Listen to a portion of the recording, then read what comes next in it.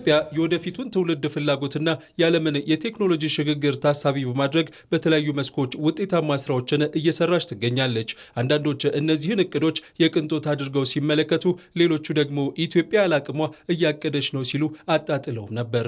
ታዲያ እነዚህ እቅዶች በተግባር ሲገለጡ እነዚህን እይታዎች ውድቅ አድርገዋል። መንግስት የዓለም ቀጣዩ የውድድር መድረክ በሆነውና የሰው ልጅን ሕይወት ሙሉ በሙሉ እንደሚቀይር በሚታመንበት የሰው ሰራሽ አስተውሎት ኤአይ ዘርፍ ስራ ሲጀምርም የታየው ይህ ነው። ጠቅላይ ሚኒስትር አብይ አህመድ በዘርፉ ኢትዮጵያን ከቀዳሚዎቹ ተርታ ለማሰለፍ ትልማቸውን ሲያስቀምጡ ጥያቄ ያነሷሉ። ያ ጊዜ ታልፎ ግን አሁን ኢትዮጵያ በዘርፉ ከቀዳሚዎቹ አንዷ ሆናለች። ኢትዮጵያ የኤአይ ኢንስቲትዩት ስታቋቁም አንድም አፍሪካ ሀገር በተቋም ደረጃ ኤአይ የፈጠረ አልነበረም። በሪፎርም ውስጥ አንደኛ ቁልፍ ጉዳይ አድርገን ስንሰራ ቆይተናል። ብዙ ውጤት አግኝተንበታል። ከዚህ በላይ ደግሞ ለልጆቻችን ውጤታማ ዘመን ይፈጥርላቸዋል። አሁን ዓለም አቀፉ የአቅርቦት ሰንሰለት በተለያዩ ችግሮች ውስጥ የወደቀበት ዘመን መሆኑን በሩሲያ ዩክሬኑ ጦርነት እንዲሁም በመካከለኛው ምስራቅ ውጥረት ተመልክተናል። በሩሲያ ዩክሬኑ ጦርነት ምክንያት የዓለም የስንዴና የአፈር ማዳበሪያ አቅርቦት ከፍተኛ ችግር ሲገጥመው፣ ኢትዮጵያ ግን ክረምትን ከበጋ አስማምታ ስንዴን አምርታ ከራሷ አልፋ ለዓለም ገበያ አቅርባለች። ይህ ነገን አሻግሮ አይቶ ተዘጋጅቶ የመጠበቅ ውጥንና አቅም ውጤት ነው። በተለያዩ ምክንያቶች የአቅርቦት ብሎም የዋጋ ፈተናን እየደቀነ የመጣውን የአፈር ማዳበሪያ በሀገር ውስጥ የማምረት ውጥን ተቀምጦም እየተሰራ ነው። የኒውክሌር ዘርፉም ኢትዮጵያ በስፋት እየሰራችበት ነው። አሁን ላይ በኢትዮጵያ የተሰሩ ያሉ ስራዎች ለሚመጡ ፈተናዎች ኢትዮጵያ አስቀድማ እንድትዘጋጅ የሚያደርጉ መጪውን ትውልድም ታሳቢ ያደረጉ ናቸው። ምክንያቱም አሁን ባለው የዓለም ተጨባጭ እውነታ ፈተናዎቹን የሚያልፉት አስቀድሞ የተዘጋጁ ናቸው። እናም ኢትዮጵያም አስቀድሞ መስራትን፣ ቀድሞ መዘጋጀትን መርጣለች። በዚህም ፈታኝ ሁኔታዎችን ተሻግራለች። አሁን እያያችሁ ነው። የተሰናዱ የተዘጋጁ የበረቱ ሀገራት እንዴት ብለው ጥቅማቸውን እንደሚያስከብሩ፣ ያልተዘጋጁ ሀገራት እንዴት እንደሚንኮታኮቱ ሳይነኩ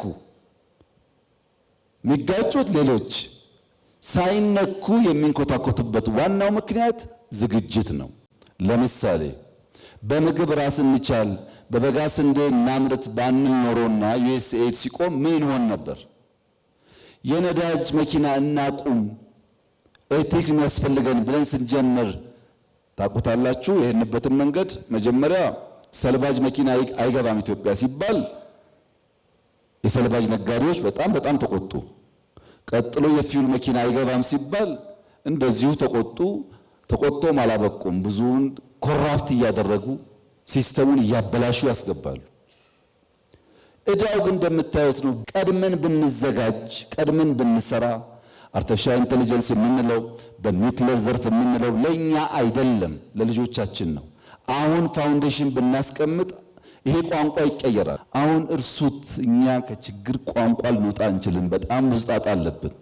ያን ተሸክመን አሸንፈን ለልጆቻችን ብንሰራ ግን መልካም ውጤት ቢያንስ እነሱ እንዲያው ማድረግ የምንችል ይመስለኛል። ኢትዮጵያ በተጓዘችባቸው መንገዶች እኔነትን ያስቀደሙ የራስን ሰፈር ብቻ የመረጡ አካሄዶች ኋላ አስቀርተዋታል። አሁንም ሀገር ወደፊት ለመጓዝ በምታደርገው ጥረት ውስጥ ይህ ጎታች እይታ ፈተና ሆኖ ቀጥሏል። ታዲያ ሀገር ከሚመጥናት ከፍታ እንድትደርስ ሰፈርን ብቻ ታሳቢ ካደረጉ አካሄዶች መውጣትን ይጠይቃል። አንደኛ ኢትዮጵያ እየተሰራች ነው። ሁለተኛ ኢትዮጵያን ከሰፈር ጨዋታ እናውጣት።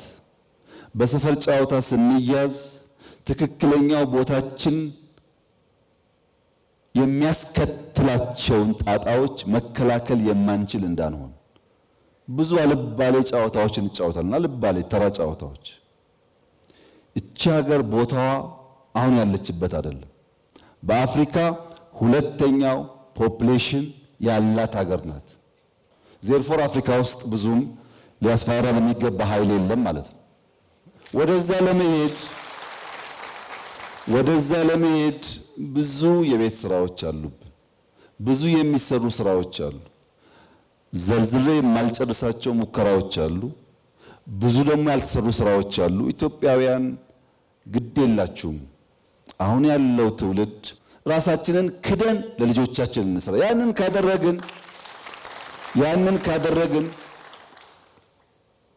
ቢያንስ ኢትዮጵያ በታሪክ ውስጥ በይመጥናት ቦታ የምትጫወት ሀገር ትሆናለች። ኢትዮጵያ ፈተናዎችን መሻገር በተለያዩ ዘርፎችም ከመሪዎች ተርታ መሰለፍ የሚያስችሏትን ሁለንተናዊ ዝግጅቶች እያደረገች ነው። አሁን ኢትዮጵያ ዓለምን የምትከተል ሳትሆን ከፊት ሆና የምትመራ ናት። ይህ ጉዞዋ ደግሞ በውጤት የታጀበ ሆኗል።